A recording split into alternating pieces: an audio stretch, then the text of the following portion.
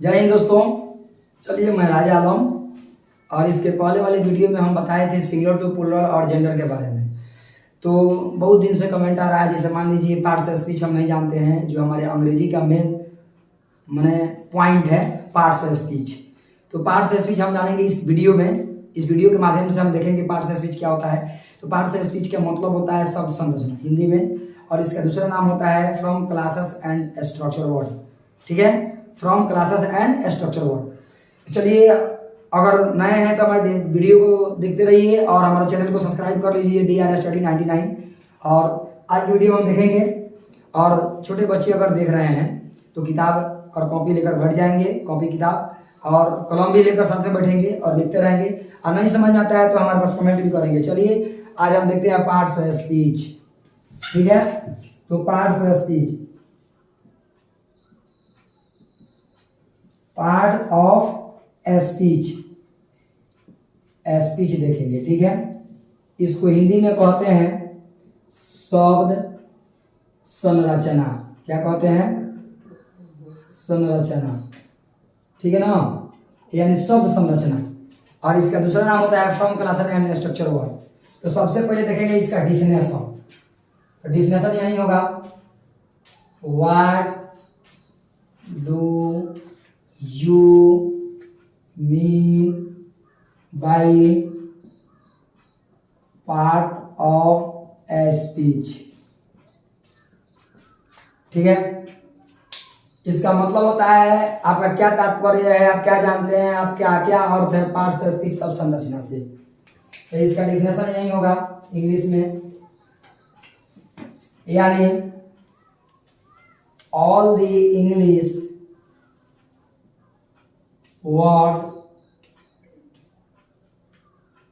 words are divided into all the English words are divided into eight groups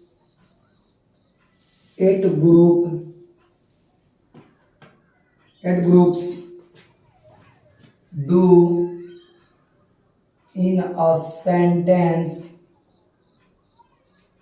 according to their their work. That is called part of speech. ठीक है, तो यह क्या होता है? All the English words are divided into 8 groups do in a sentence according to their work, that is called parts of speech. इसका मतलब क्या होता है? इसका अर्थ यही होता है। चलिए अर्थ भी लिख देते हैं। जैसे यहां पर अर्थ हो जाएगा, अर्थात में अंग्रेजी में जितने भी शब्द प्रयोग में आते हैं उन्हें उनके कार्य के अनुसार इसे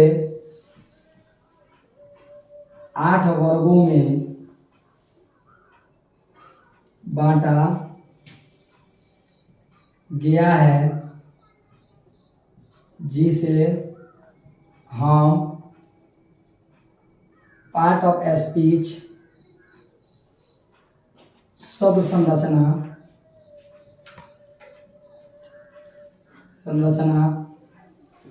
कहते हैं।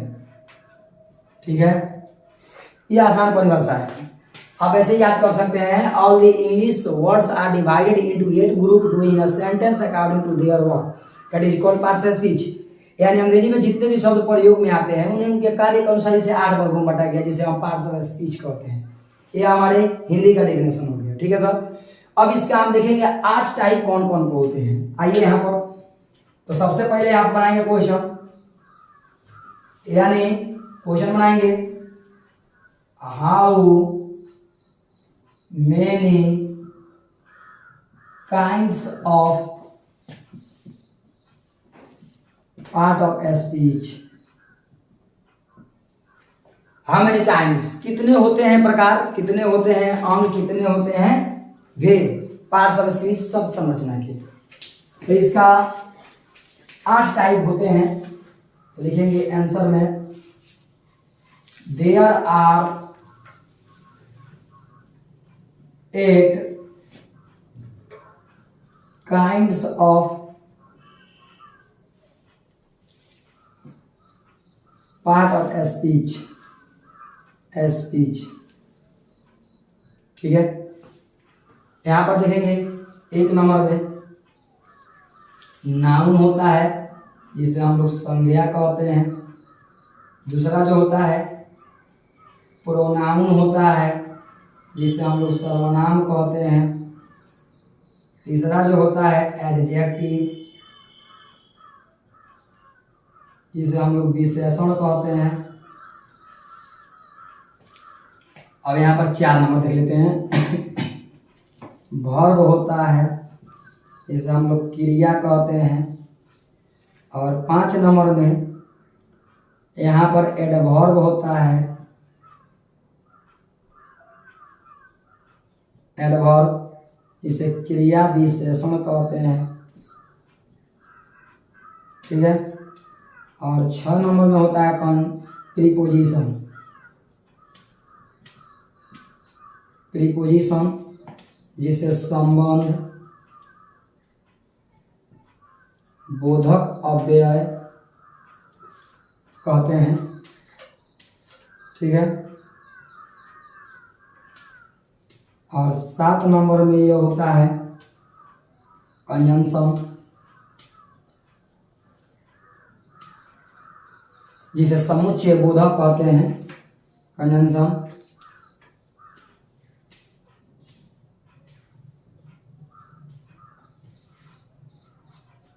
अव्यय, ठीक है। और यहाँ पर यह नहीं हटेगा, जगह तो नहीं होगा, ठीक है ना। अब इसका हम यहाँ पर लिख देते हैं, जैसे मान लीजिए यहाँ पर यह होता है इंटरजेक्शन,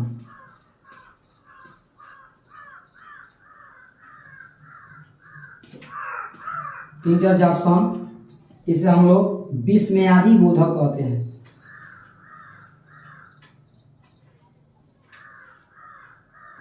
अव्यय कहते हैं, ठीक है।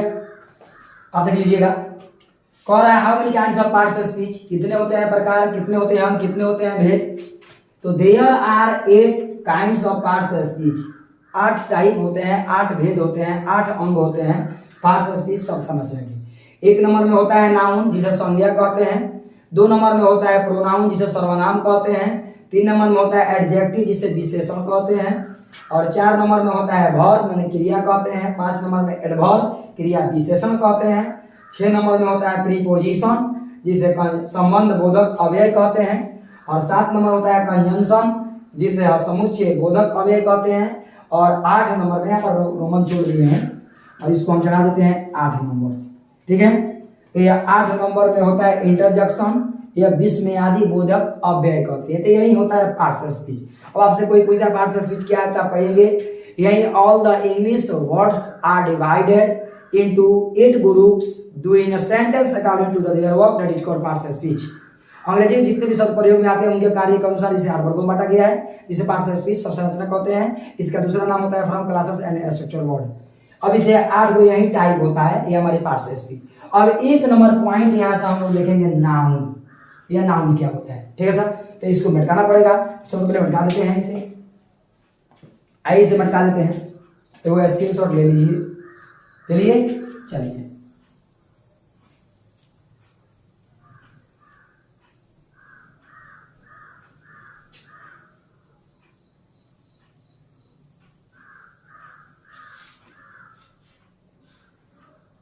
अब हम लोग देखेंगे नाउन के बारे में, यह नाउन क्या होता है, ठीक है सर।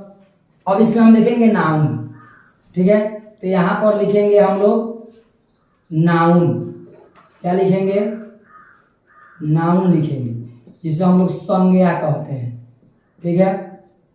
आइए अब इसका डिफिनेशन हम लोग देखेंगे। ठीक है sir.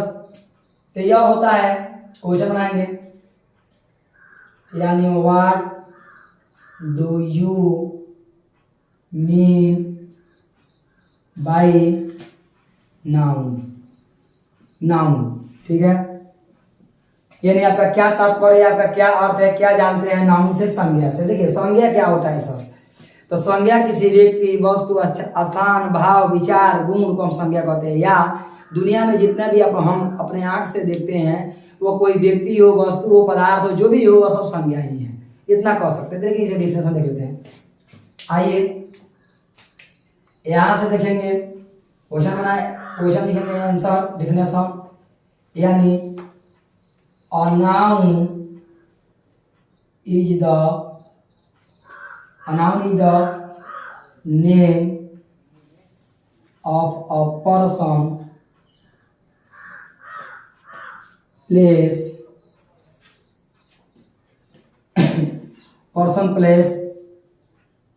thing, animal or feeling and ideas that is called noun। ठीक है। आसान परिभाषा है कि ना? A noun is the name of a person, मतलब व्यक्ति, प्लेस, स्थान, थिंग्स, वस्तु, एनिमल, जानवर, फीलिंग, मतलब भाव, एंड आइडिया, विचार, दैट इज कॉल्ड, उसे कहते हैं नाउन। अब यहाँ इसको हम कह सकते हैं अर्थात में कह सकते हैं कि संज्ञा किसी व्यक्ति, ठीक है ना, संज्ञा किसी व्यक्ति, यहाँ पर पहले जैसे में ना लिखे हैं, जैसे में लिख देते हैं।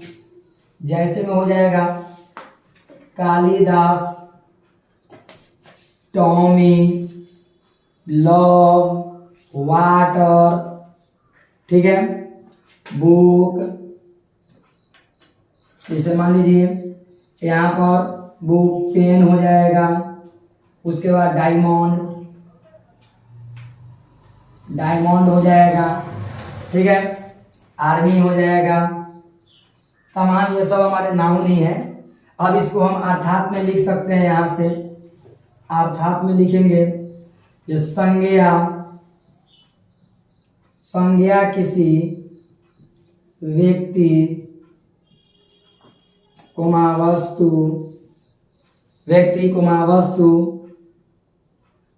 स्थान, जानवर या भाव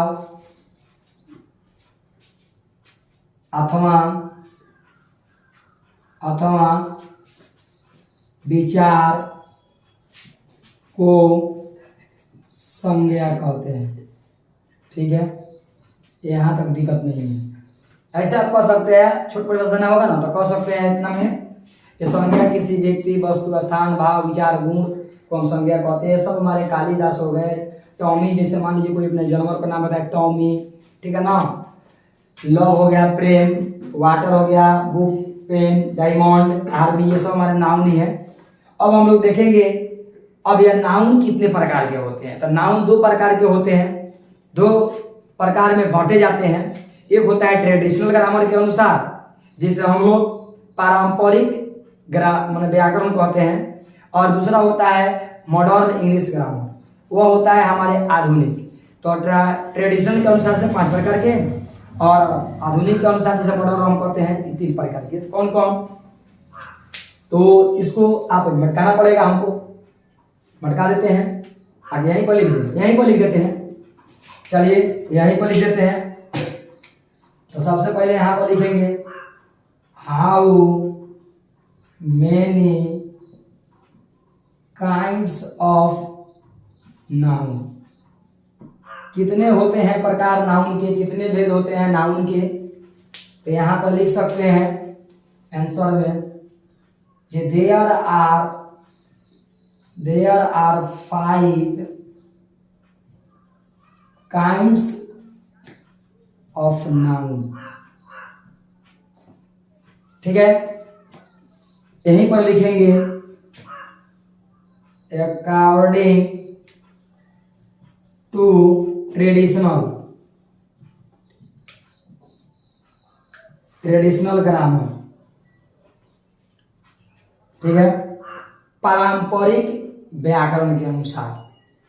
एक नंबर में क्या होता है सर, तो एक होता है प्रॉपर नाउन, जिसे हम लोग क्या कहते हैं, व्यक्तिवाचक संज्ञा।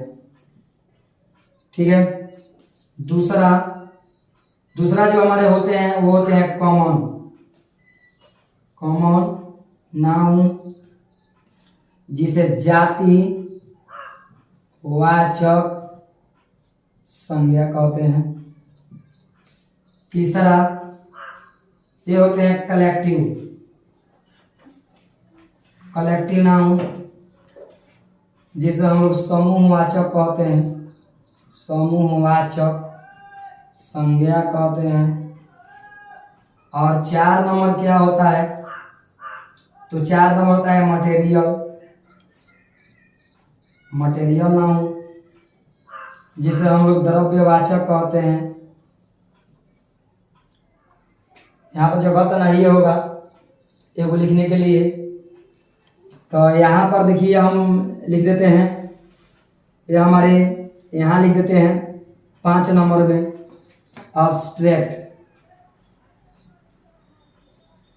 एब्स्ट्रैक्ट नाउन, जिसे हम लोग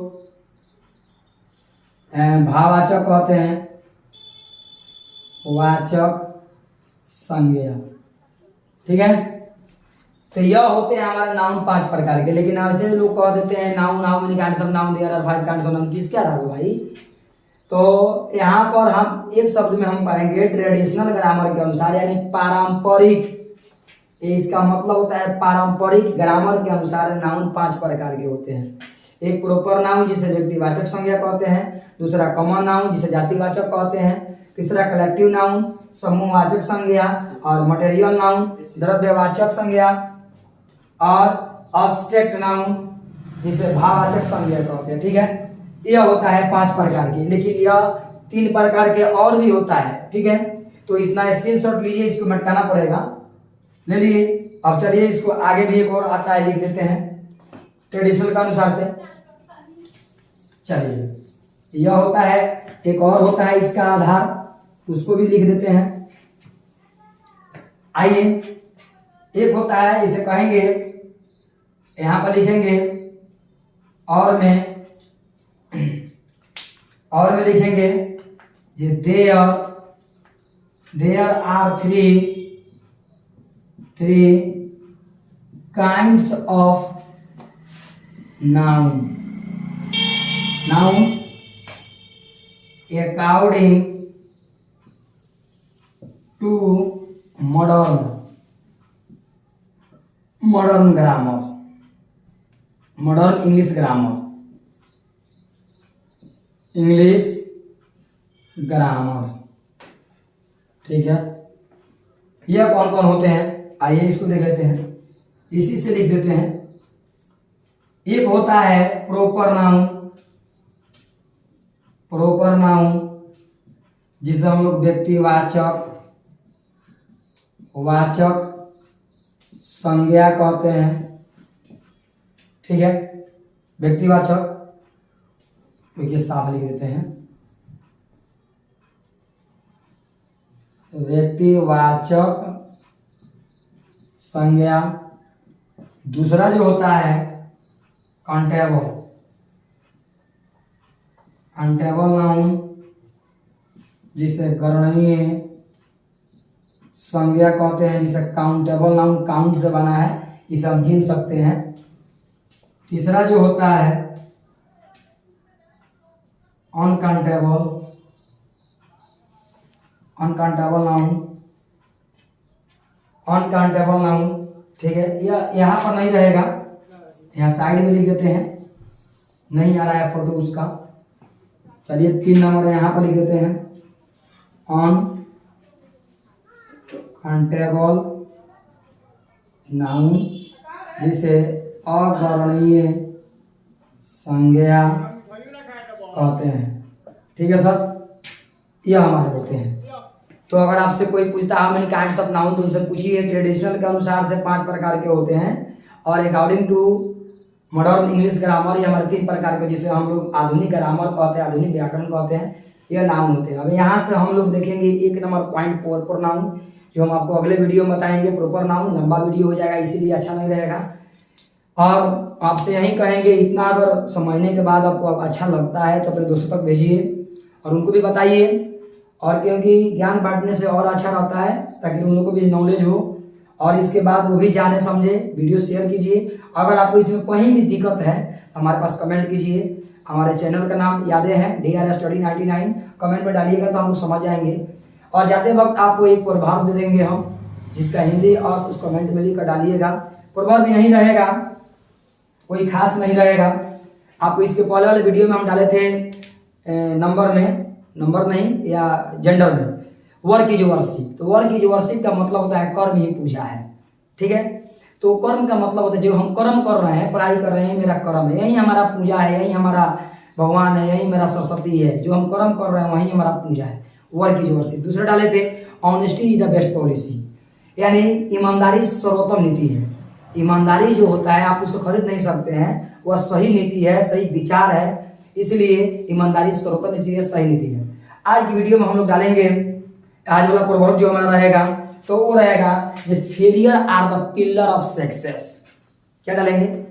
failure are the pillar of success, ठीक है ना। तो इसका हिंदी अर्थ क्या होगा आप हमारे कमेंट में डालिएगा। और एक खास बात और, छठ पूजा आपके बगल में आइए गया है, आप इसमें खूब बढ़िया अच्छा से मनाइए और पूजा कीजिए, माता को मानिए, माता का पूजा कीजिए और आशीर्वाद लीजिए। और वीडियो को देखते रहिए, फिर मिलेंगे नेक्स्ट वीडियो में। आज के लिए इतना ही। जय हिंद, नमस्कार, प्रणाम।